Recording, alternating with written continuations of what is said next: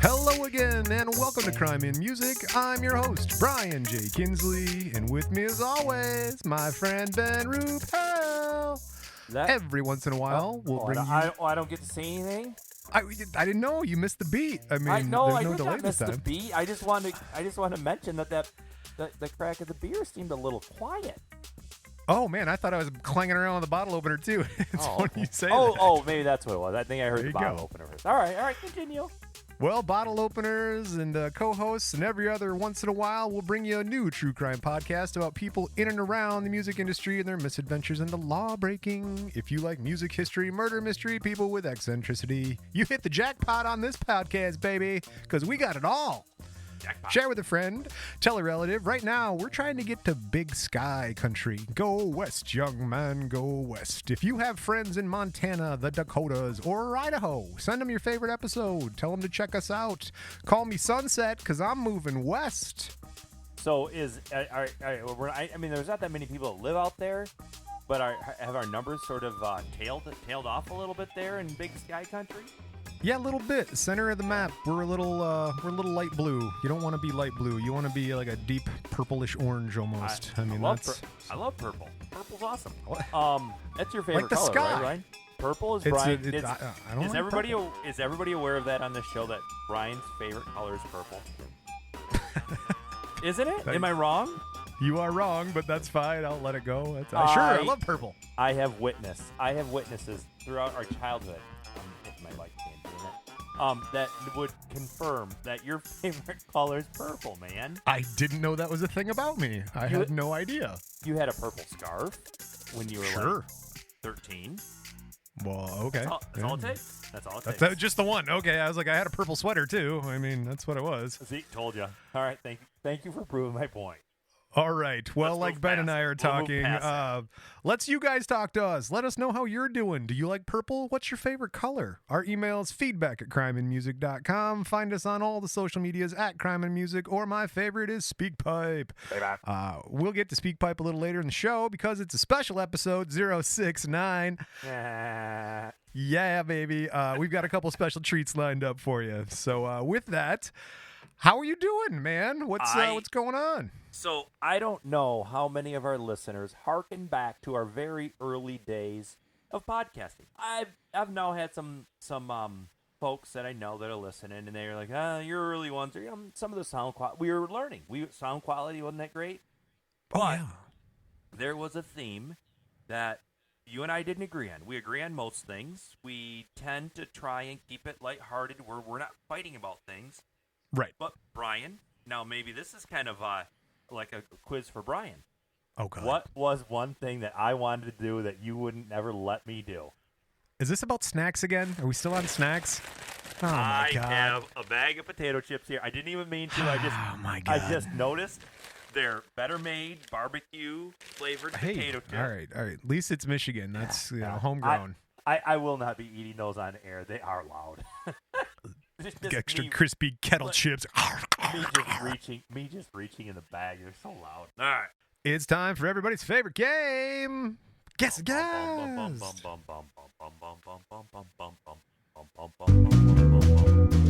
It never ceases to amaze me how accurate you are with this. Hey, do you think the name that shall not be mentioned could play that for us on a future podcast instead of having he can just get the bass line down, just bump, bump, bump, up and down the... I think that would be awesome. Yeah, the name that would be awesome. Shall not be mentioned. Right. No, man, I tried getting the band back together. Those guys they were all pumped until it came time to pull the trigger. Yeah, and he still has... I have 2 kegs of beer, empty kegs of beer I gotta go get from his house tomorrow, I think. All right. Long story. 80 seconds. Right, you're never going to get this. We might as well just talk about the Kurt Cobain and the Bionic Dirt. You're never going to... Do you know... how many famous flute players do you know? I know. And it's not Jethro Tull. Ian Anderson. That's all I got, man. Yeah. I'm like, it ain't Jethro Tull, buddy. Okay. He's Anton's brother. Anton Anwar? No. Good, though. That's good. You got to always bring Chaka into this somehow. That's what you do. Bring it around. Okay, let's do it this way. Who was the actor who played the character Al Bundy? Al. No, not Al. First name is okay. He people are screaming into their radios right now, aren't they? He was also on Modern Family. I know the character. If there's one of those things, don't ask me his name. I can tell you. He's not related to Shaquille. Ed O'Neill. It's Ed O'Neill. So just Ed. You got Ed, right? What's the opposite? What's the opposite of lose? Win. Edwin. So you got Edwin. Okay, Edwin. Good. And then what is the body part between your hand and your forearm? Edwin shin. Edwin forearm. Between your hand and your forearm. Edwin wrist? Hey, Edwin Rist, he did it. I have to literally look at my hand. Like, hand and forearm, what's there? Hey, you did it. Edwin Rist is the guy. It's not a knee. It's not an ankle. It's a wrist. You're right, Brian. I don't know this guy. No, you don't. But you will. I expect to be dazzled with a lot of awesome, good information. Oh, dude, just you wait, man. I forgot to do it, but I'll do it now. In this episode, we're going to talk about flying. We're going to talk about flutes. And flautist. Is that how you say it? A flautist? It is flautist. I remember any band I was in, any concert band or choir, orchestral band, I would call them floaters, and boy, they didn't like that. But we're also going to talk about fish. Fish come up too. Like the band Fish? Like the hippie maybe. Band? That is très interesting, and we shall get there. So if you're ready to take off, we start our journey in 1988. Oh, this is recent stuff. Oh, dude. Yeah. No, we get up to like, I'd take you to his YouTube channel. Okay, let's do this. Born at some point in 1988, we are uncertain. His name is Edwin Rist, as you described there, between the hand and the forearm. R-I-S-T, Edwin Rist, born in New York City, New York, USA. New York City? He's born to his parents, Curtis James. That's not it. He's born to parents, and that's what I could not find out was the name of the parents, to be completely honest. He's born into a middle-class family just outside of Albany, New York, like we said. Both of his parents are journalists and struggling Labradoodle breeders. Oh, of course they're struggling Labradoodle breeders. It's a hard breed to sell on people, I'm telling you. No, it's like it's a super lovey dog and it doesn't shed. I don't know why people don't want them. Maybe that was back in the day because right now, the Labradoodle breeder, they're busy folk. Oh, dude, you ain't kidding. But back in the day, much like today, Eddie, we'll call him Eddie. Eddie is homeschooled growing up. He's quiet, kind of a bookish kid. He's not really outdoorsy, quote unquote. His real passion came in playing music, particularly the flute. So he's a flautist. He's got to play the flute.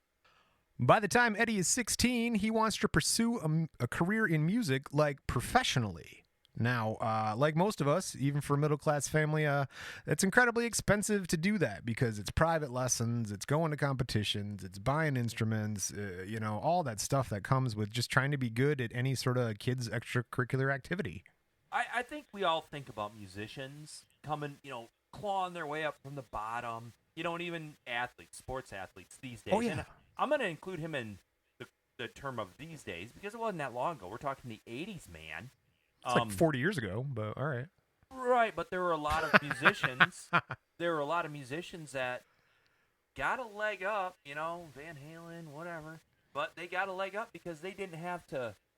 They had that disposable income their parents could spend on them to send them to the best art school, the best sports complexes, the year-round training you would need in any sort of a situation like that. And that's kind of what it's not all clawed your way up from the bottom. I was just a kid on the street, which is a great story. But some of them are, my mom and dad were rich. I didn't have to really be that smart. I knew I had money, so I decided to play guitar instead. You cannot pull yourself up by your own bootstraps. It's physically impossible. Never going to happen. Never going to happen. I don't know. What if you really practiced and were really strong? It's like when the Incredible Hulk tried picking up Thor's hammer and he pulled himself into the ground or aircraft carrier or whatever they were standing on. That's what it is to pull yourself up in the bootstraps. You're just smashing yourself and you're hurting your fingers. I don't think I think if you're just a little bit stronger than the Hulk, you could do it. That maybe. Well, that kind of ruins the next sentence, but through hard work and determination, they make it happen. He's accepted to the Royal Academy of Music, and the Royal Academy of Music in London, to be specific. It's the oldest conservatoire in the UK. It was founded in 1822. Wow. Okay. It received its royal charter in 1830 from King George the I is before the V. That's fourth. King George the Fourth. Yeah. With the support of first Duke of Wellington. Man, he makes a good beef wrapped in dough. And the Academy provides undergraduate and postgraduate training across instrumental performance, composition, jazz, musical theater, and opera. They recruit musicians from around the world with a student community representing more than 50 nationalities. It is committed to lifelong learning from Junior Academy, that's the kids' school, which trains musicians of up to the age of 18, and then through the Open Academy Community Music Project, they do performances, educational events for all ages. Long story short, famous Academy alumni like Eddie are Sir Simon Rattle, Sir Harrison Birtwistle, Sir Elton John, and Annie Lennox. All right, so it's a high flute and music place in London, whatever. Yeah, he did it. So, but he was from New York, right? Yeah, he's married in New York City. And so they got him in at that school? Yep. I mean, quite the resume there, that school you gave him, Brian. They got, Annie Lennox, right? I'm letting you know. This is where this guy's rolling with, man. Oh, he's with Burt Whistle and Lennox. That's where he's off with. Who is Burt Whistle? I like that name. Sir Burt Whistle. And it's actually spelled with an I. Burt Whistle on Thames. Nice. Well, okay, it's off the Thames and near the Rhine, but yeah, Eddie goes off to London. Eddie goes to London. Sounds like a punk song. Now, it's odd he went to London because he bore a passing resemblance to Pete Townsend. He had those intense eyes and kind of the big nose and that mop hair. Big long hair. Big long face. Yeah. It's Parker. That's a guy. There she is. All right. There's our girl. Now, instead of shredding a Fender guitar, Eddie blew the flute.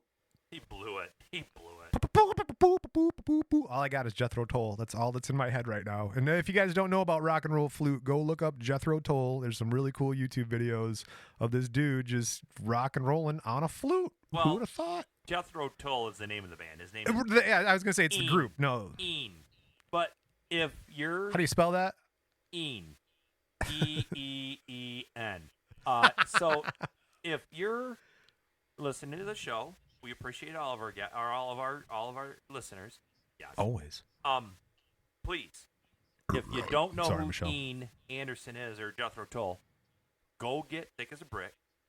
Ooh. And like a half a bag of mushrooms. You're doing it right.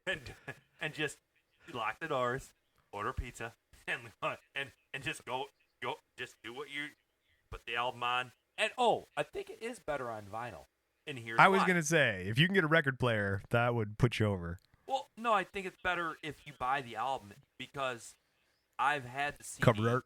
I've had the album. Oh, not only cover art, the album cover is literally a news. It's like you open it up. You know how there's like different little gags they do for albums back in the 60s and 70s. You know, like yeah. It was almost like some of them were pop-up books. Some of them had moving parts. This one was a newspaper that if you listen to the song Thick as a Brick, which is like an hour-long song, one song,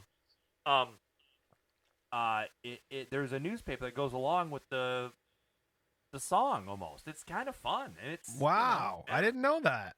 Oh yeah, I have two of his albums. The one that was my dad's I stole, and it got warped accidentally because it was sat in the wrong spot. And then I found another one at a reused record album. Very cool. Yeah. That was actually a somewhat topical sidebar. It only took us 69 episodes, but dude, you did it. That was Brian. Awesome. Thank you, Brian. Yeah. All right, Een. Cheers to that. Cheers to that. Yes. Well, like Een. Really? We're there already. All right, nothing. I'm just getting my cards straight. They didn't print off in the wrong order, did they? No, they didn't. This is just the wacky 69th episode. Woo! Nah. So, June 23rd, 2009, He performs a concert at London, in London. Eddie's performed at the Royal Academy of Music's London Soundscapes. It's a celebration of Handel, Haydn, and Mendelssohn. Mendelssohn. A bunch of Germans. Yes, a celebration of German music in London. Okay. So before the concert, he packs a bag, gets ready, he's got his flute and stuff like that. He puts in a pair of leather gloves, a little LED mini flashlight, some wire cutters, and a diamond blade glass cutter. What? He just loads up a large rolling suitcase, and he puts it in his locker at the concert hall. He goes, plays the concert, flutes it up, just, float. I don't know how to do a flute. Hold on. Sorry, rewind a little bit. Yeah, we're getting there. Okay. I feel like you're setting the table. I want to make sure all of our listeners know what a little teaser here. So sounds like getting his burglary tools. Yes, and yes, those are definitely burgle tools for burgling. Stop! No turd burgling. No. So he can't even hamburglar anymore. He's Grimace also, his favorite color was purple. So I feel like that's a weight shot, but that's fine. Okay. Go back. What did he load up? He got a flute, some underwear, some shaving cream, and a pair of latex gloves. Okay. A mini LED flashlight. Okay. Some wire cutters. Okay. He might have a guitarist. He needs help restringing a guitar. And just in case something goes really bad, he's got a diamond blade glass cutter. Okay. All right. I feel like you've teed it up. So go ahead and get ready to swing, Brian. As I said, he stows it all in a big rolling suitcase, puts that in his locker at the concert hall, rocks out a concert, has a great time fluting it up, like we said. That's my flute. And so after the concert, he boards a train up to Tring, and that's about 40 miles north of London. It's about a 45-minute train ride. So for an hour, drags his suitcase, after he gets off the train, drags the suitcase through the mud and the gravel, going on the roads and the gnarly trees and stuff. And, it's just like you'd imagine in England. There's like ivy creeping up everywhere, and he's kind of in this old sort of cobblestone town. And the entrance to this town is sort of guarded. I mean, how they used to build forts back then. It's got a 16th century pub called Robin Hood. And so he's walking by the Robin Hood. There's a few roads beyond the Robin Hood, nestled between Old Tring Brewery and the HSBC branch, which is like the bank out there, like a bank branch, lies the entrance to Public Footpath 37. Now, that's known to the locals as Bank Alley because, like I'm saying, there are banks on that alley. Okay. And so the footpath isn't more than 8 feet wide. It's framed in by 7-foot-high brick walls, so it's kind of like a big alley. Eddie slips into the alley, total darkness. It's the middle of the night because he played the show at night and then finished up, so it's late. He's groping his way along until he's standing directly behind a building he'd spent months casing out. Now, Eddie had previously cased a museum that was across the street. He gained access under false pretenses. He went in there as a student. He's like, I'm a student for a newspaper, taking pictures and stuff. And so he used that opportunity to take photos of all the stuff he was going to steal. Oh, wow. See, he's already doing better than I would have. Because yeah, right. There's some forethought here. I wanted to interject when you said he posed as a student. I wanted to come out and say, whoa. You should have. What you should have done is just had a clipboard, a hard hat, and a tape measure. That'll get you into anywhere. You get a clipboard, I'm telling you. He posed as a student, which enabled him to bring a camera with him. Okay. Oh, yeah, that's true. I'm learning. I can't wait for my next bank job. There you go. So I'm just gonna kind of surmise that he's getting ready to go rob a bank and do some cat burglar things. When does Brad Pitt and George Clooney show up? Dude, and funny enough. And some cool jazz. We'll get there. Like some cool jazz music. I want quick cut scenes, I need to see Brad Pitt eating another snow cone or some crap. You ever notice that? Brad Pitt eats in a lot of scenes that he's in. All of them. Every single scene he's in that movie, he eats something. No, it's not like every shrimp cocktail. Dude, you watch it. It's not. I know it's not every scene. I believe every scene. All right, you don't have a non-sexual crush on Brad like Pitt and not know a little I bit do. about I like the Ocean's guy. 11. Yeah, well, there you go. Ocean's Well, keep 13 that in mind. It made me sad. Ocean's 13. Yeah, and I don't like Andy Garcia, but that's just me. Bringing it back around, trust me, we actually will get there. Trust me. Okay. We'll get there. Can't wait until So, Brad Pitt. Well, Brad Pitt's seen a lot of cameras. Eddie's got his camera out. He's walking the hallways. He's photographing the locations of all the high-value cabinets. He's also getting shots of the entry and the exit points.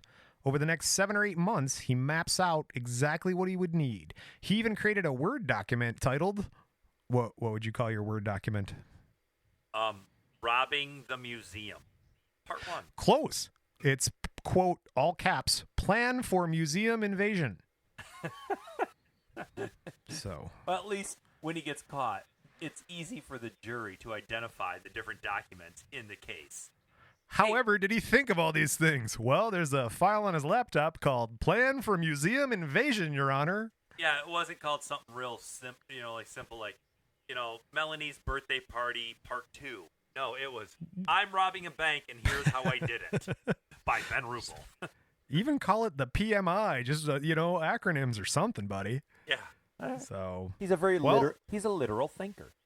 Very literal thinker. You're teeing these up. You keep that in mind, too, for later. That goes with Brad Pitt and Clooney. So, along with his Word document, he also prepared a shopping list for a few things he'd need, like we talked about, the glass cutter with the diamond blade, the wire cutters. He's got thousands of Ziploc bags. He's got a pair of latex gloves, like I mentioned, that he stole from his doctor during a recent visit. I hope they were unused. That is not specified, and I looked for that information. Were they greasy? Was that pre or post? Yeah, what doctor was it? Was 1 or 2 fingers on them latex gloves greasy? Yeah, I didn't. Yeah, having come straight from his proctologist appointment. Moon River.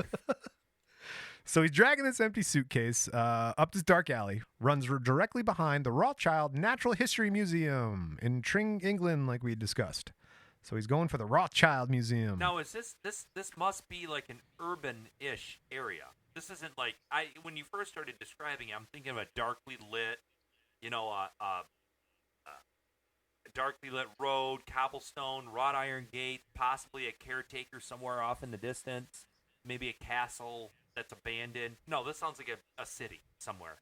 I'm not real familiar with, what do you call it, Train, England, or whatever it is? Tring, Tring. Tring. For the people that invented the English language, they just don't spell things half. Come on. Dude, that island is like what, the size of Florida, and there's like 38 different dialects? I mean, come on, man. People on the East don't know what the people on the West are saying? How's that possible? A quick sidebar. You know what I keep hearing? Sidebar? I keep hearing in my everyday. I know my antennae are up. I'm just hearing it because Ibiza. And the funny thing is that I think we were making fun of the name and saying it like Ibiza. I think we're saying it right. I told you that's like a whole family of speech impediment that just got translated. So that's how it works. I think we're, as the English would say, spot on. Cheerio, spot on. Hey, pip pip. Cheerio. Might have to. All right, that's all the English. I had Cheerios for lunch today. Honey Nut Cheerios. Not a sponsor. Back to Eddie. All that separates him from the museum now is a wall. Now, it's capped with a bunch of rusty strands of barbed wire. I don't know if you pay extra for the rusty barbed wire, but that might have stopped his plans if it were not for the wire cutters that he brought. So he snips the barbed wire. After clearing an opening, he lifts a suitcase to the ledge, hoists himself up. He's checking around, glancing around for things, checks the perimeter. No signs of any guards or any people. And so now there's a space several feet between the perch on the wall and the building's nearest window. And this sort of forms kind of like a small ravine, right? So if he fell, he could hurt himself real bad, or worse, make a bunch of noise, and that would alert security guards and come find him. So he's crouched on top of this wall. He reaches towards the window with the glass cutter, and he begins grinding away, cutting glass. He's doing like you said, like cat burglar style. Okay, I'm picturing like he's cutting the glass. There's a suction cup, and he's got to cut a circle in it, and then he goes,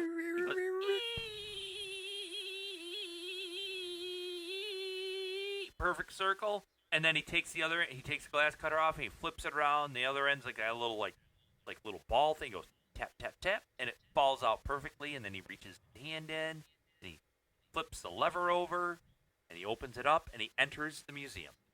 I've seen this on Scooby-Doo. That would have been great, but glass cutting is actually a little harder than Eddie anticipated, and he struggled to carve the opening in, and see actually the glass cutter slips and falls out of his hands and falls into the ravine. This guy's Bush League. So Bush League. He's a flautist. He's a floater, dude. So he has to crawl back down. He picks up a rock and he smashes in the window. All right, plan B. Yeah, we gotta... Nuts to this. Bang. All right, I do have a sidebar I want to share.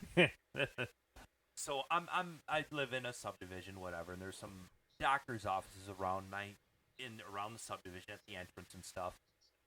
Well, down around the corner, there's this not abandoned, but an empty, non-used anymore nursing home. It has been, they probably went out of business or whatever about a year and a half ago, just before COVID. And so it's been empty. It's still fine. They mow it, whatever. But to get to the back part, to drive to it, it takes a little, you got to go way around the block, up this other road. But to actually walk there, it's rather close to my house. I mean, I just walk through my 2 neighbors over backyard, and boom, I'm there. Well, my wife and I are hearing this annoying buzzing noise.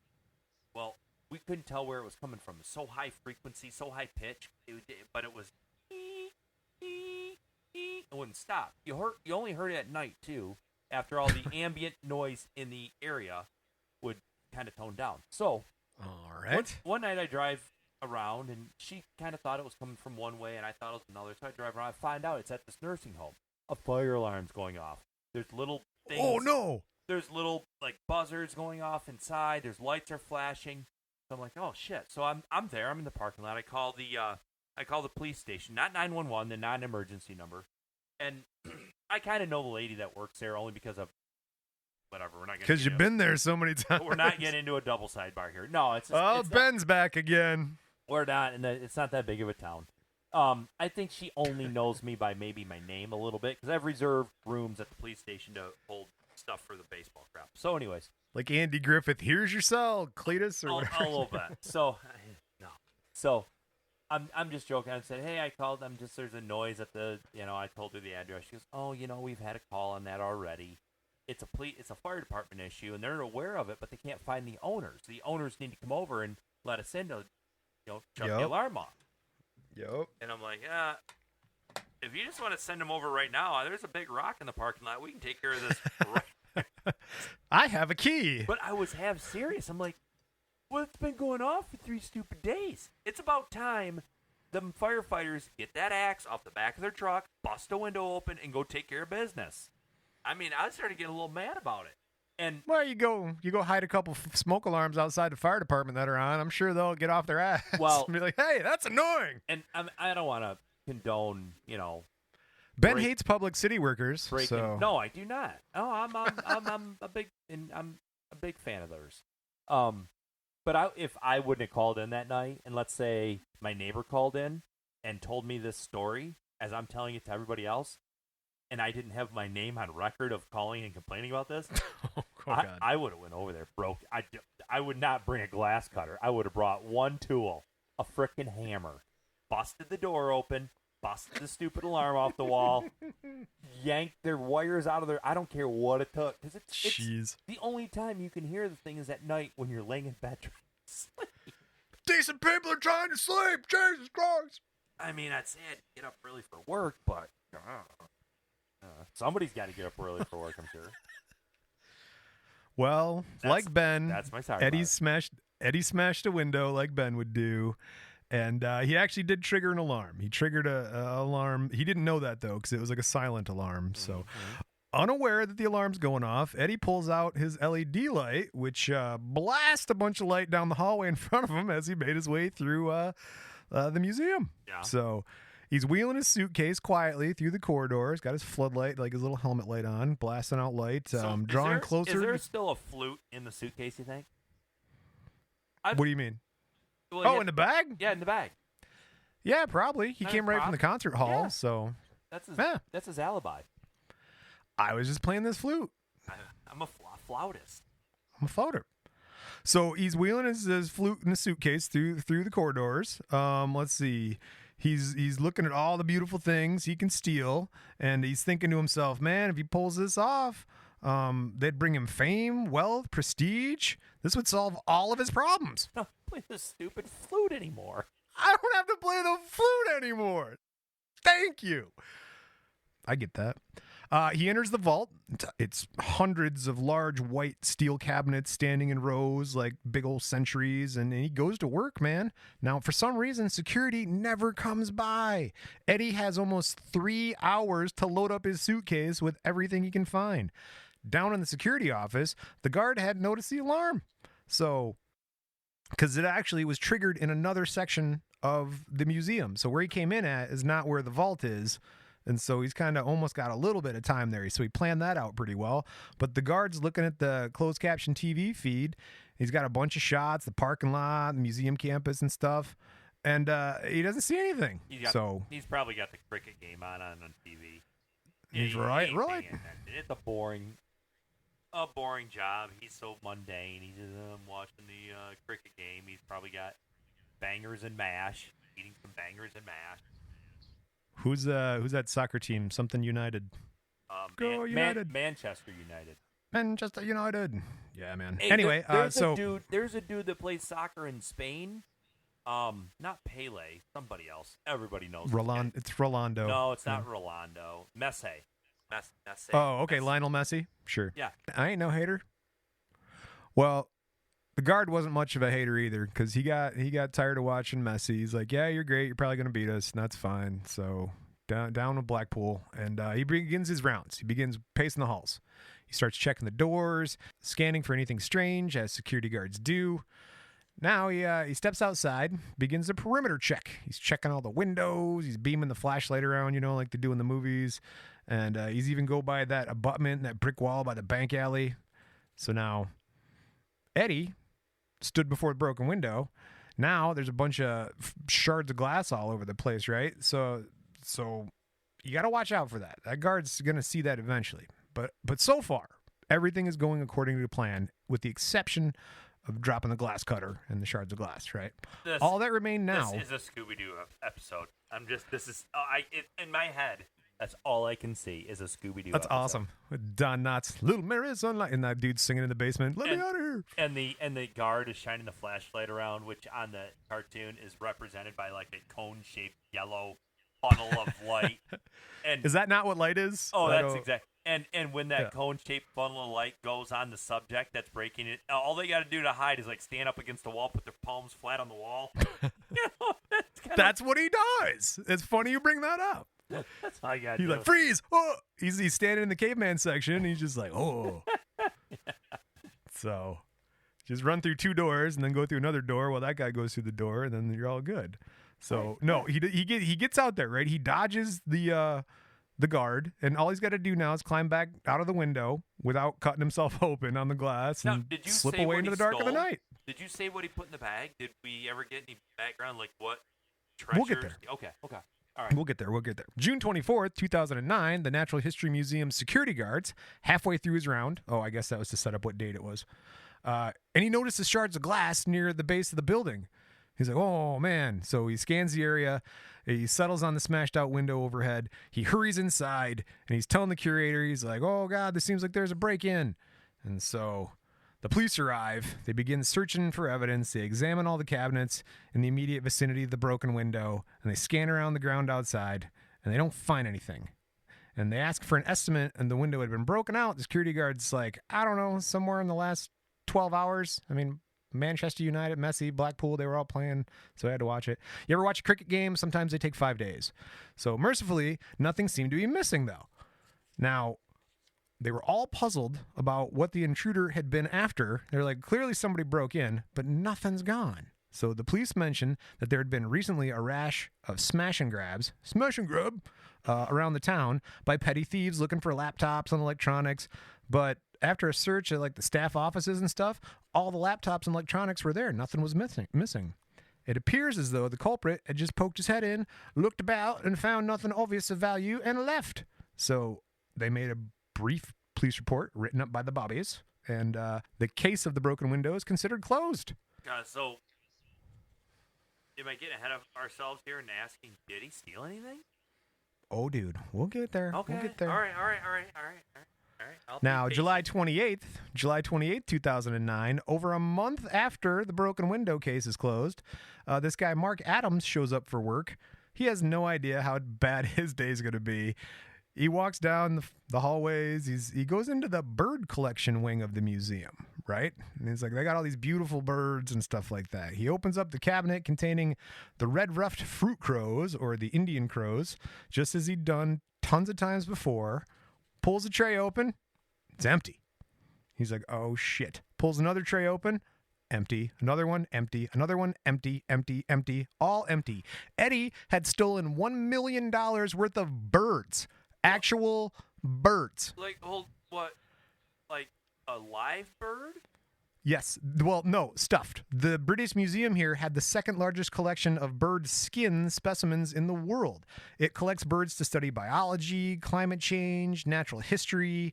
There were over 299 brightly colored tropical bird skins that Eddie took. Most were adult males, drab-looking juveniles, and females had been left undisturbed. But among the missing skins were rare and precious quetzals and cotingas from the Central America and South American areas, and the bowerbirds, Indian crowbirds, and birds of paradise shipped from all over New Guinea. Okay, so this dude. All right, I like this. I like this a lot. He went in there. He knew what he was going for. Oh, yeah, he cased the joint, man, like we said, and he targeted the bird cabinets. It could be so, I mean, he was trying to find something that was very particular. I wonder if he had like a buyer already for him. You gotta, I mean, it's one thing to steal shit, but it's another thing to be able to move it, So if you would steal a bunch of diamonds or gold or cash, that's easy to move.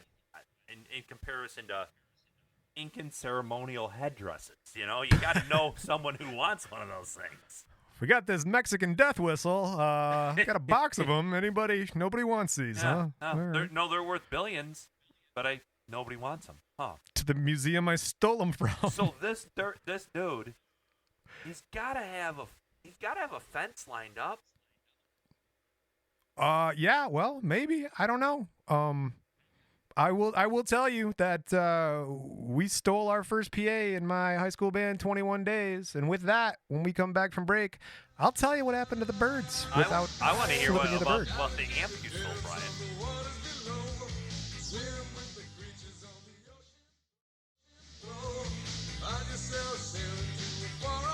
And we're back. So, how was your break? Awesome. So, do you think any of those guys listen to the podcast and hear the bumper music and they're like, "Man, it was the day, man. It was back in the day." That's what I do, so I assume so. Yeah, I mean, I'm pretty sure Riggs is out there just being like, "Yeah, man, why does he play that song? There's so many better songs we could have done." I feel like every time I think about us back in high school times, there's like this tone, this sing-songy way I feel that we all talked. I wasn't a hippie. You were not really a hippie, but hey, not really. It was all Trent and like, hey man, what's going on, man? Yeah, man. Like it was grunge, like a Cheech and Chong, man, yeah, kind of. Yeah. Why is that? Well, none of us talked like that. But I don't know. In my head, and once it's in my head, I can't go back. That's how it happened. Yeah, no, that's how it happened in Ben's head. All right, where are we at? We're here with Mr. Rist. Right? Yes, Mr. Rist, a.k.a. the Feather Thief. Okay. Oh, he's got a name. He's got they gave him a name? They gave him a name. I guess I shouldn't have dropped that so soon. Let me step back a bit, because you seem confused as to why the man would steal 299 brightly colored tropical bird skins. Well, I'm not. Well, you haven't told me yet, so I'm not confused. I'm surmising. I'm making up stories in my head that I probably can never overwrite. Whatever, go ahead. I see. Well, I've dropped a couple hints for those paying super close attention. So here we go. When he is around 10 years old, Eddie and his brother, Anton, they come across a VHS video cassette about fly tying. Did I not mention the fly tying, Ben? Did I not bring that up in his childhood? No, I didn't know he was big into, trout fishing. Oh, dude, we're there. Him and his brother get this video about fly tying and become completely transfixed by what's on screen. They start racing around the house looking for materials to start tying flies of their own. Quote from Eddie and or his brother Anton, because they both wrote a letter and signed it together, so I have no idea who said what. Quote, we might have either been bored or had run out of movies. We didn't have cable TV, but I'm pretty unsure of the exact force that got us watching. The first video was a tie-in video geared towards kids, which even as children we could tell was deadly dull. The interesting part, indeed, the whole point of the video was seeing that flies come to shape, seeing some guy wrapping thread about what appeared to be at the time a glorified dust bunny around a hook, and magically making a spider, a dragonfly, or some other family insect. So they were like, holy cow, this guy just took some bits of string and twisty and made a bug. I like the way you did this, Brian. You had a little bit of what's it? Not foreshadowing, but backshadowing here. Like, we're gonna man. Look back into this individual's psyche, and he was into tying flies, which seems to be a very wholesome sort of thing. It's apparently not. Okay. I was going to say, yeah, it was not wholesome, and I was thinking it's episode 69, so we're looking back. So he went into a drawer and somewhere in England and sold about $1 million worth of shit that some of it possibly was collected from the Galapagos Islands from Charles Darwin himself. Oh, shit, I forgot they're English. Oh, no, he's not. He's American in England. Okay, that's right. So I did the accent right. Oh, freaked me out there for a second. Now, in the beginning, it was just trout flies, which are ugly-looking things made to look like real insects. And then another quote from Eddie and Anton about that. They said, quote, after several months of tying halfway decent woolly buggers and abysmal foam-body dragonflies, we began to look into lessons at our local Orvis shop. Orvis is a brand of fishing outfitter. Yeah. With the onset of the lessons, we'd met one that would end up considered being our most influential teacher, a man named George Hooper. Now, one of these competitions that he got us into was a World Fly Tying Expo in Wilmington, Massachusetts, where we first discovered salmon flies. Now, oh boy, while milling around and waiting for judges to decide the winner, we ran into a salmon fly booth manned by Edward Muzzy Muzzerole. Oh, and Muzz. Yeah, Muzzy. Muzz is here. Practically went crazy looking at all those amazing flies he had on display. This was it.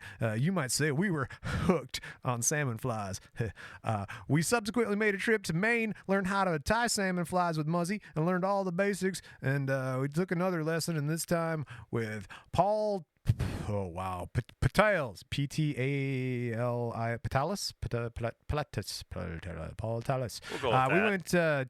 Yeah, sure. We went to a creative tie weekend with Paul Rossman, both of which gave us necessary boosts in tying quality, color, selection, and creating a fly of its own life. Wow, these guys are into this shit. They are way into it. Can we skip through this little nerdy guy? Now, fly tying is not merely a hobby, it's an obsession. We're trying to get to the guy's psyche.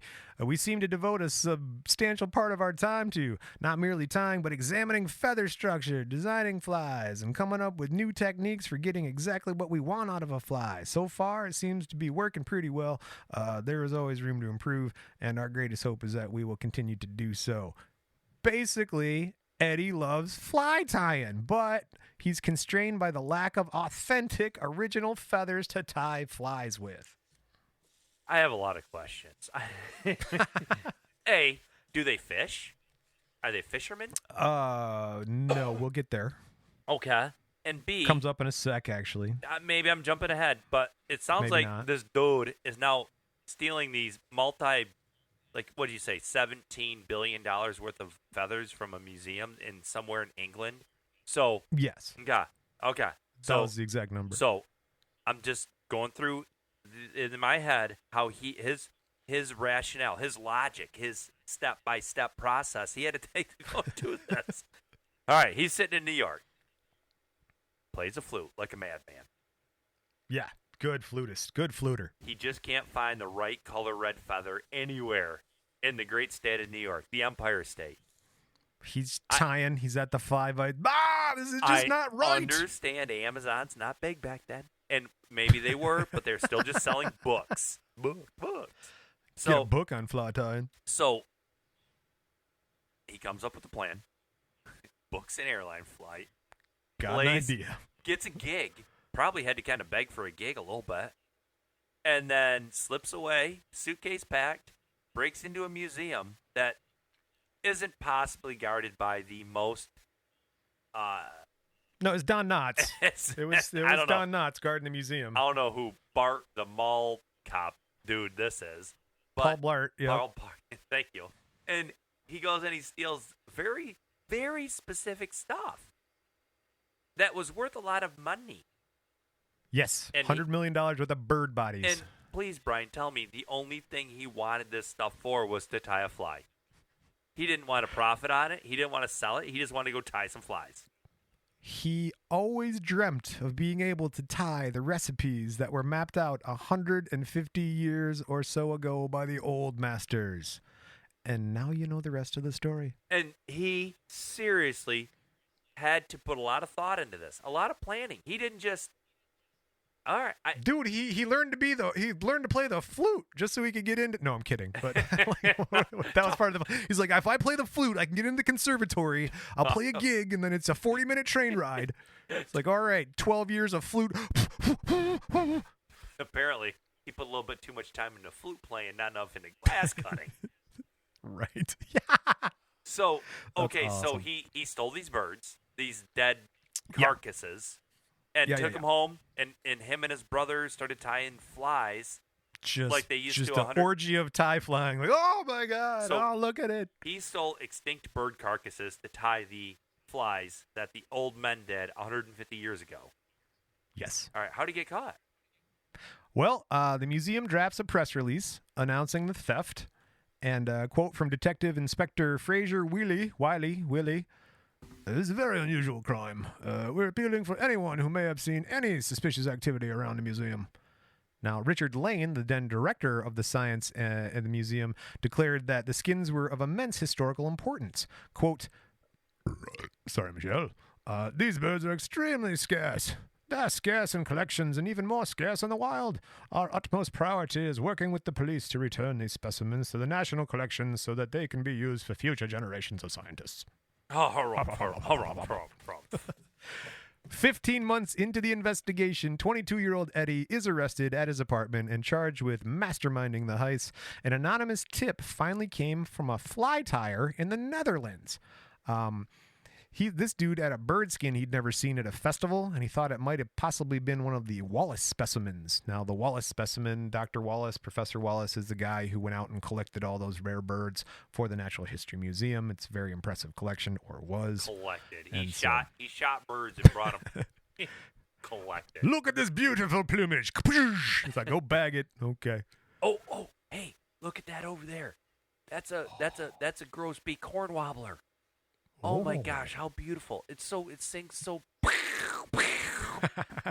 Nailed it. All right, thanks. Put him in the bag. Jeeves, go get that bird.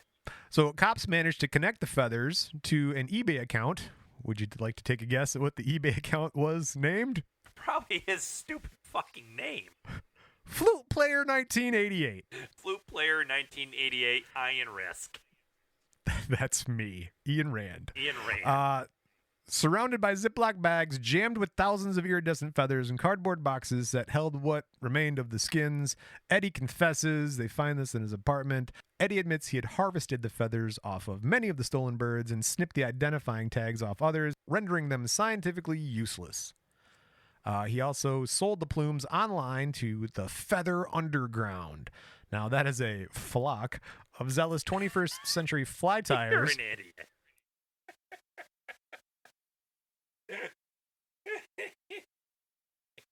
21st century fly tyers who insist on using the authentic plumes called for in the original 19th century recipes. While most of the feathers can be obtained legally, there's an extensive black market for tufts of species now protected or endangered. That makes sense. Some Victorian flies require more than $2,000 worth, all wound around a single barbed hook. Like Eddie, a virtuoso tyer, a surprising percentage of fly tyers have no idea how to fish and have no intention of ever casting the prize lures into the actual water where there's salmon. And even greater irony, I don't know if you know this, you're a pretty good fisherman. Salmon can't tell the difference between a spangled cotiga plume and a cat's hairball. So what the F? Sidebar. I don't know if a lot of our listeners know this, and I just looked it up on the internet. Actually, the dark web was started by underground fly tyers. That is what I heard. I mean, right? That's what 4-chain started out as. Just that was right. Like 8-chain. Those were the really, really down, underground fly tyers. That's the deep ones. Super deep dark web. That's what it is. You got to be careful running with that crowd. And so Eddie is arrested, charged with burglary and money laundering. He's facing 10 years in prison for the former and 14 years in prison for the latter. That's some serious time. What's more is that he pled guilty to it. So it's not like there's a whole big trial that's going to go on. And curiously enough, how much jail time do you think Eddie does? 3 years.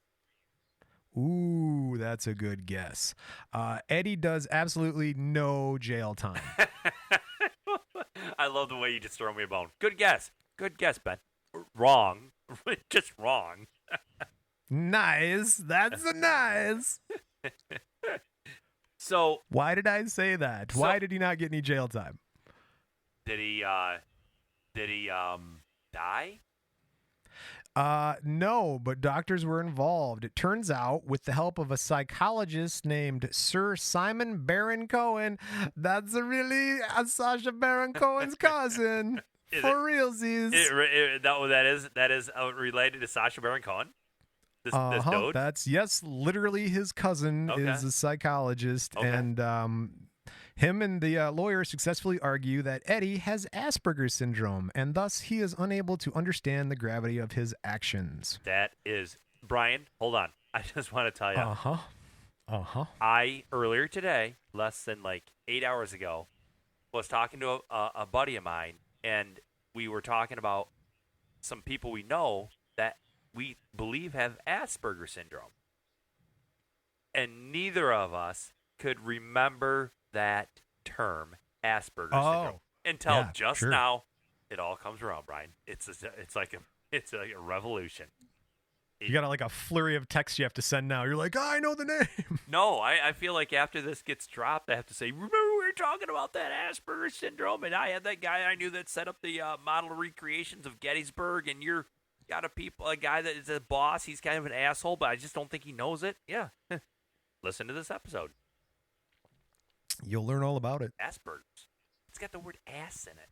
No, that sounds like this guy was hyper-focused on that one thing. And that's Asperger's, super hyper-focused on tying flies. And he went in and did this crazy caper. Can we call it a caper? I think we can call it a caper. Oh, yeah, it's a caper. It's a heist. Yeah. It's a job. Yeah. And so a one-man burglary crew. And he he grabs we're there the stupidest crap out of this museum, bird feathers. Oh, dude. He didn't want to sell them. I kind of want to give him some props before you told me what he's doing with them, before you brought up the back shadowing of it gets better. It actually gets better. Oh, there's more? We're not at there's more. We're not done yet. Oh, God. Then tell me to shut up. Let's listen. No. All yeah, right. yeah. No. So his lawyer argues that he's got Asperger's. That's to blame. And so the caper was merely, quote, that was a James Bond fantasy gone wrong. He didn't understand what he was doing. So now you have to ask yourself. Gone wrong? I told you. It went off. He did it. It was perfect. He sold tens of thousands of dollars worth of bird feathers online, right? So where did that money go, and what was he going to do with it? More bird feathers. Well, he told the court it went towards buying a new golden flute. This guy's a golden flute. He bought a golden flute. He has different goals than maybe you and I. I would say. With his golden flute, he is given a 12-month jail sentence, suspended for 2 years, and supervision for 12 months. The confiscation order is made at St. Albans Crown Court on Friday that week. The sum of $172,000 is the amount he is estimated to have made by selling the skins stolen from the collection through outlets like eBay. Now, Detective Sergeant Joe Quinlivan of Hertfordshire Police Economics Crime Unit says, quote, "This is a very positive result for us, and it sends a strong message that making money through crime never pays." Don't even get me started on bird law. But oh, yes. I feel like this entire case, they probably documented it. There were people that were very involved in it. Mr. Rist himself was very dedicated to the entire process of which he wanted to steal these bird feathers and make his fishing lures and all that crap. But I don't think a majority of the Western culture probably were tuned into this case. This wasn't the OJ case. This wasn't, Oh, yeah. Right? This wasn't like the death of Elvis Presley. This wasn't some huge crime and music marquee banner name. So it probably didn't get a lot of press. So imagine you are the judge and you wake up in the morning, brush your teeth, eat some breakfast, go into work, pop the robe on, powdered wig. I'm assuming he's got a powdered wig. It's England. Barrister. Sure, sure. The barrister. And what do we got? And the bailiff or the docket manager, whatever, hands you over a file, and you open it up, and you look at the next case you have to hear is this. A dude stole bird an American feathers. American flutist came over, stole bird feathers to buy a golden flute and tie fly fishing flies from the 1500s. And you read, you read that, and the first thing you do is you look up from that folder, Where's that Benny manila Hill? folder.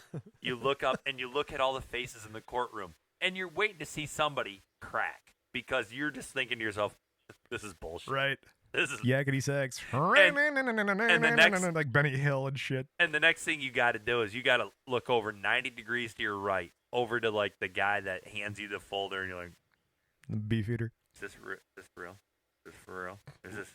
We're doing this? Is this a day where people do jokes on people that I'm unaware of? Because I can't be hearing a case right now that I have to cite 15th century bird law."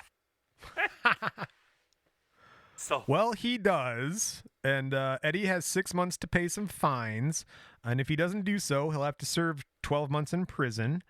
So he paid back over $172,709.19 of the money he made through the bird skin and feather sales.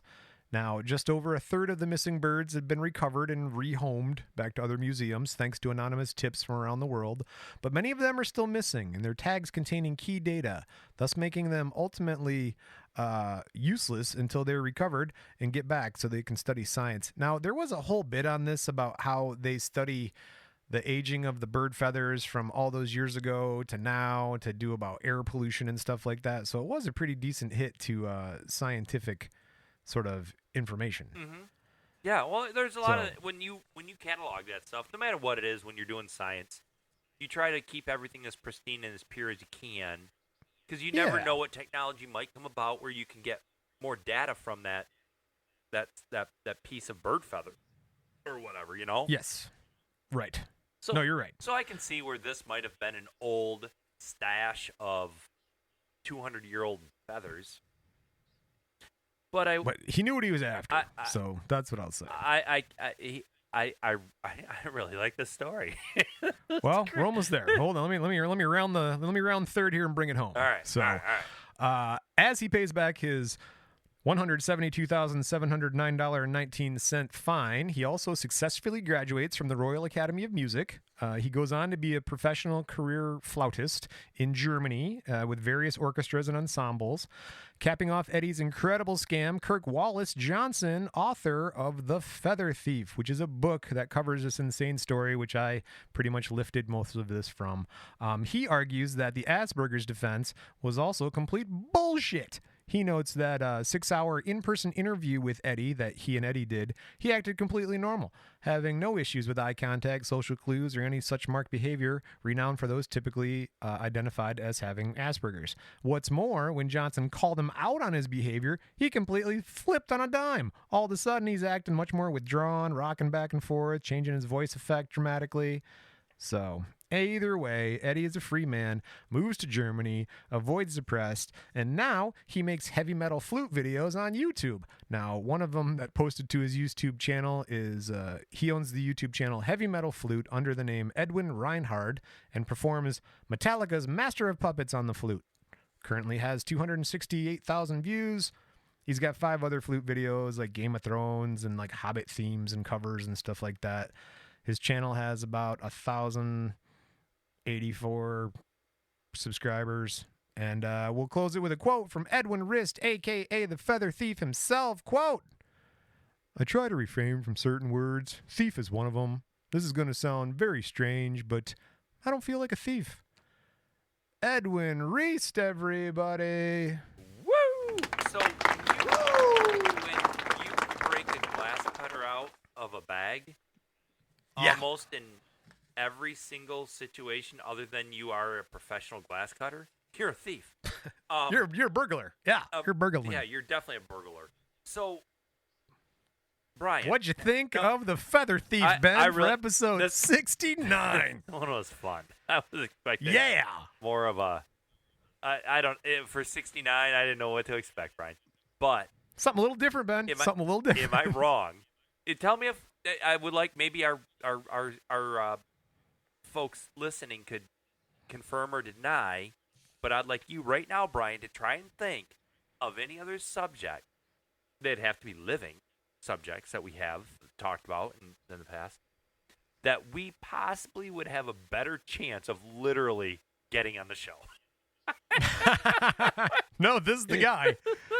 This would be the guy. We have about the same amount of followers, so we'd like double his population. Hey, man, we'll do a promo swap. Cross-platform situation here, bud.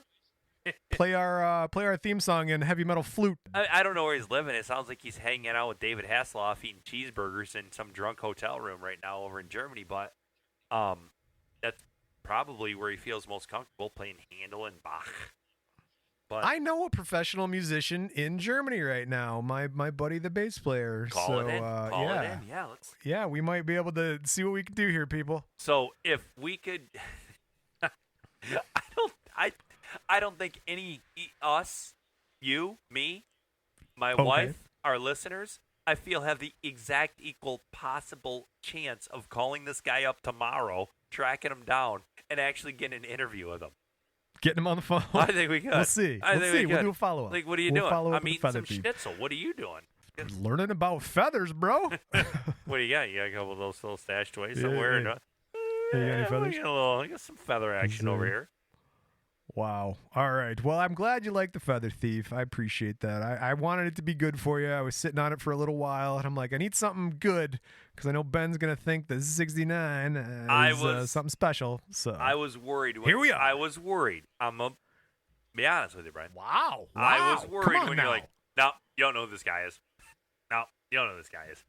No, I wondered because if you were ever into fly tying, apparently it's quite the tale. So I was like, maybe I could see some other people like he who may not be named, or like your woodworking buddy, or my woodworking buddy, any of those like super anal nerd research types I was like, oh, he might know though, you know? No. So I was a little worried myself. I didn't know. I was like, maybe, because this is such a weird story, right? Nah, it's got a gold flute. It's got an American flutist who goes to London. There's a glass cutter and he's like stealing. And then there's the underground feather network and like, it's just like, what? And they don't even fish. They don't even fish.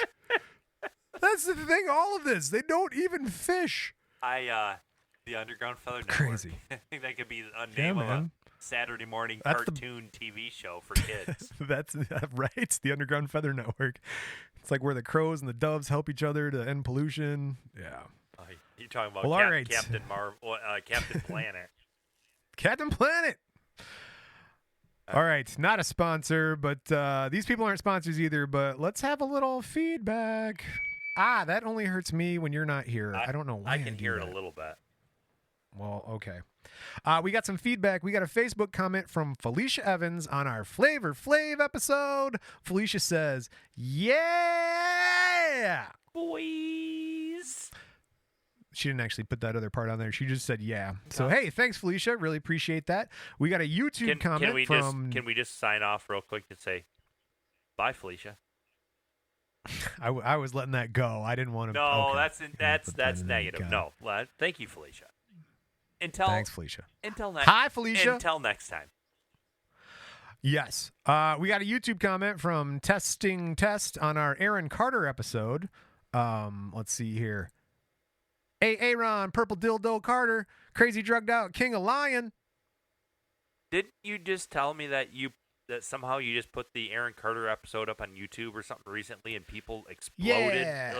Yeah. I kind of neglected. Not at us, Not at us, but no, I got neglectful of our YouTube audience, and I apologize. But I updated our YouTube channel. It's current with all the rest of the podcast. And, the next thing I know, within, a couple hours, I got a bunch of comments on Aaron Carter. I had no idea he was so controversial. Yeah. It's like the Soda Pop music festival all over again here. Didn't know there were so many people that had things to say about that guy.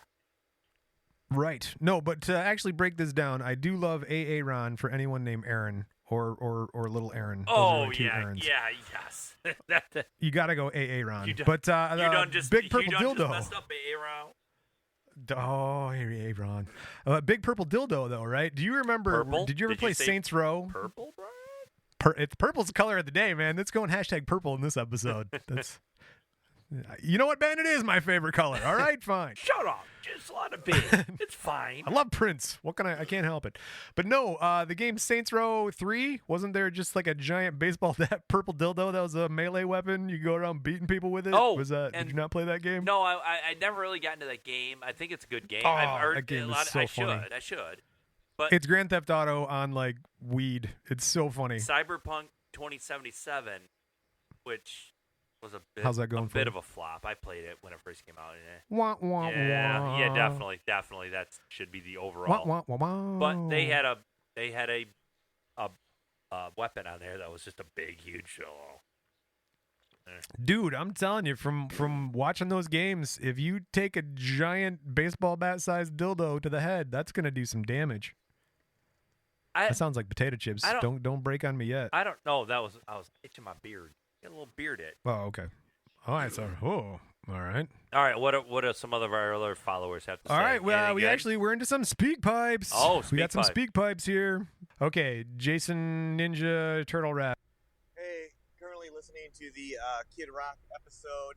Just wanted to clarify the reference to Vanilla Ice and the Go Ninja, Go, Turtle power. Those were two different songs. Vanilla Ice's song Ninja Rap was on the soundtrack for Teenage Mutant Ninja Turtles 2, The Secret of the Ooze. It's like he's and here. The Turtle power, that was Turtle Power by Partners in Crime off the original soundtrack for Teenage Mutant Ninja Turtles. Uh-huh. The difference... fuck. I'm getting pulled over, dude. I gotta go. That's from co-host Jason, everybody. So one of the funny things is I'm listening to this, and let's just get it straight. We love Jason. I mean, friend, whatever. Yeah, he's one of the guys. But I'm listening to him like, dude, you're getting way too into this for me, man. But I appreciate going deep. I appreciate it. It's just there's nobody else on this earth that I know that would even come close to knowing that. But well, we actually got another. Oh, go ahead. But we need that. We need people that are like, hey man, that Teenage Mutant Ninja Turtle album that you were talking about was actually a different album under a different label with a different Teenage Those are two different songs. That's a different Teenage Mutant Those Ninja are different Turtle. turtles. And I don't know if you know this. That's Eastman and Lard. But that's not Kid Rock got a huge fight with Vanilla Ice over the two Teenage Mutant Ninja Turtle albums, and they had to call Splinter in to break them up. This isn't something Jason has to look up. Shit, he knows. Oh no, he knew this. He knew this off the top of his head. This isn't. He was just like driving into work and like, oh, nope, guys, it's 2 songs. And then he got pulled. Which I did and then know. he got pulled over. I hope this is the he got pulled over. The continuation of he got pulled over. So I can verify that he got pulled over because he called me immediately afterwards. So. Definitely, there was paperwork. He's not a cop, but he works in a prison. He has his jacket that says corrections on it when he drives, so we can't say any more about that. But anyway. All right. So this is probably a more realistic, usual version of Jay. Just got finished listening to the last podcast, and Ben made a mention that maybe I should send a message. So I'm going to send a message. It is Saturday, the day after Christmas. I have a babysitter and a shit ton of beer. So I'm going to give you a status update after each and every beer I drink. So without further ado, I will commence my drinking, starting with the Blue Moon. It is 9:25 at night, not during the day. I'm not that guy yet. So there's going to be somewhat of a new Speak Pipe section coming up on the show where we keep you updated on Jason's Beerapalooza from Christmas Day. All right, you got one. Did he? I know, Jay. I have 37 of those messages. I am not exaggerating. 34, 37, somewhere deep into the 30s. Yeah. No. That's funny. That's from Christmas? Yeah, roundabout. I mean, let's just put a little bit of a time frame on this. That's like 6 months ago. What are you doing, man? Put the curtain back where it goes. Oh, I don't want people to think this is a Christmas episode. It's our 69 episode. That's right. It's our Purple 69 episode. So I do want to go back. So Superfan Michelle text me the other day, and she just says, right. And she said something very. I'm sure if I just listened to the episode that she listened to with us on it, her text would have made exactly. Her text would have made perfect sense. It said something like, I've never been to a Dave Matthews concert. I don't consider myself a huge Dave Matthews fan. I don't even know what we said.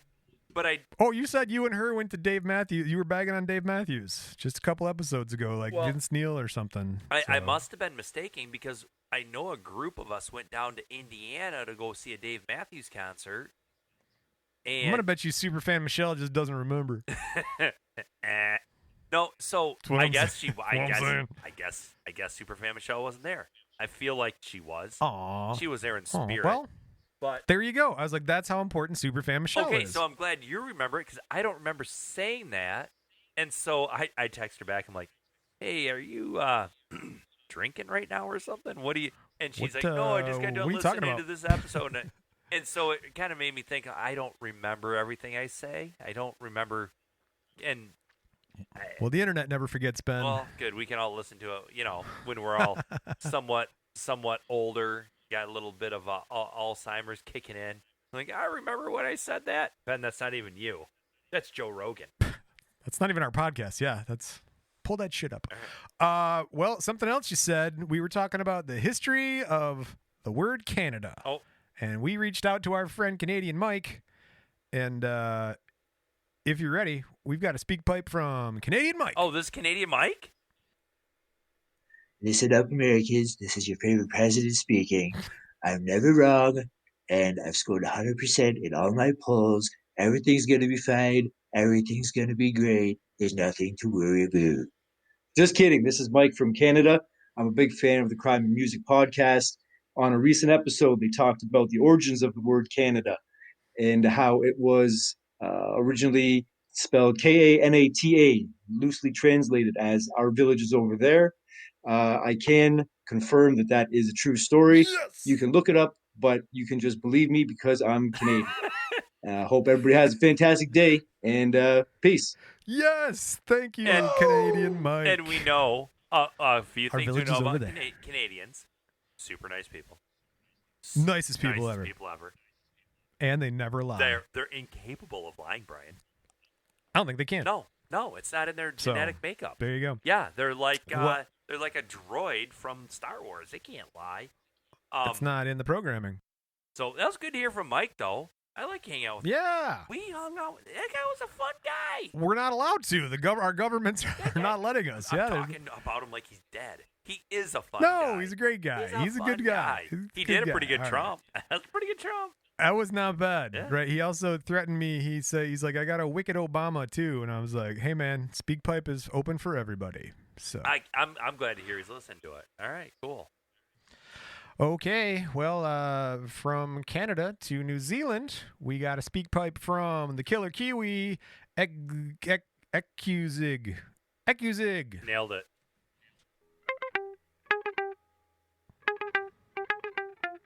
Hello again, it's Brian and Ben. Tell you about music history. 10 out of 10, telling you all the stuff, put it up in the air. But don't you dare worry, cause we will get you there.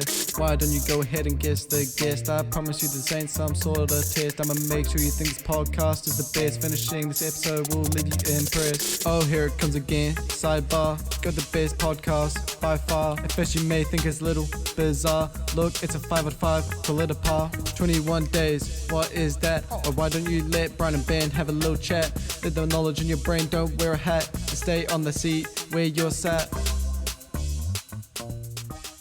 Hey, Holy cow, dude! I'm gonna. down from New Zealand, man. Killer Kiwi, Ekuzig. I'm gonna make that my I'm gonna make that my ringtone. Oh man, that's the That best. was something, dude. Seriously? High five! There you go. High five to that guy. Super. High five myself, no friends. Super huge high five to that guy. Thank you very much. There Wow. you go. I appreciate that. You know- As we appreciate all of our feedbacks, people, Well, and speak pipes. That's the kind of stuff Thank you you. do this, and then somebody comes out. He put a lot of work into that. I feel like that's a lot of work. I No? feel like there's some work there. Yeah. Yeah. No, I don't know. I can't do bars off the top of my head. Oh, I mean, if I'm pretty drunk, I can. Well, but, no, he not he like that. incorporated a ton of. Oh, he nailed the sidebar thing. the The 21 sidebar days. thing, the 21 days Yeah. things. Yeah, that's awesome. 21 days. What he is sounded that? a little bit like It's my a, high school band. like Drake, but he 100% sounded like he was from New Zealand.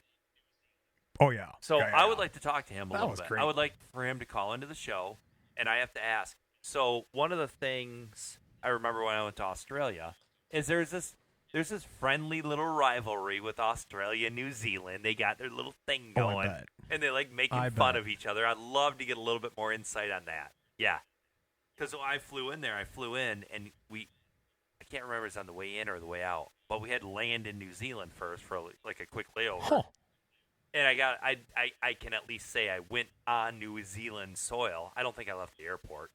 But Wow. yeah, I remember the Australians were always kind of like, oh yeah, New Zealand. You know, they treat it like little brother almost. I don't know how to describe it, but the New Zealanders always beat them in like rugby, and they hated it. It was always a thing. Oh wow. But A bunch of hardcores on some islands, man. but thank you Yeah. for that. That was crazy good. Do you Excuse you. do you think that guy's gonna be famous one day, and we'll be like, oh, that guy's saying about Probably us. one day. That guy's saying. He might be famous in New Zealand already. That guy's saying We about. just don't know. That guy's saying about us. Yeah. And we're gonna hitch a ride in that guy's coattails for a while. That's awesome. Well, thank you. Oh, What was his 'cause name? His name is Excusig. Excusig. Is there a, That's his is name. there, Excusig. is there a hashtag in there? There's got to be a hashtag. No, there should be. There's There got should be, to but there's absolutely not. be a But hashtag. because we're talking about riding on the coattails of 16-year-old rappers from New Zealand, it's time to wrap up another episode of Crime and Music. If you'd like to leave your own feedback, just go to crimeandmusic.com. Scroll down, leave us a speak pipe. Actually, you don't have to scroll. I changed the website. Watch the website, guys. There's a lot of cool changes going on right now. So you're going to have some videos over there. I'm going to show you some artwork that people have sent us, and I'll have all these songs like Eku Zig song, and we'll have Canadian Mike, his stuff on there. Everybody's stuff will be on there. Check out the website. Leave us a message on any of the social medias. If you have some pictures or a drawing or a song or anything you want to send to us, send us to us at Crime and Music or feedback at crimeandmusic.com. Can you format that little rap bit, that freestyle there for both Android and Apple users for a ringtone? Oh, we can put ringtones up, I suppose. Yeah, that's a good idea. Let's do it. I like it. Let's do it. I really don't care if anybody else gets it. I want to have it. I don't know how to do it. I want to hit one button, get downloaded to my phone, bam, ringtone. Nailed it. I don't think there's much more to say besides, like the song says, never trust a big butt and a smile. Ringtone.